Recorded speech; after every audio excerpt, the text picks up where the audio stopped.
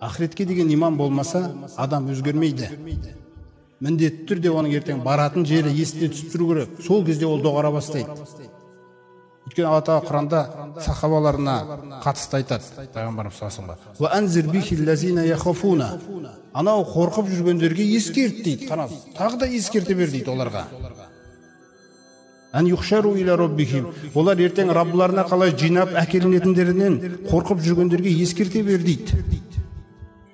Ескерт оларға. Лайса мин дунихи валиюн вала шафиъ. Ескерт оларға, Алладан басқа ешқандай дос та, қамқоршы та таба алмайды ертең. Шапағатшы да таба алмайтын. Ескерт оларға.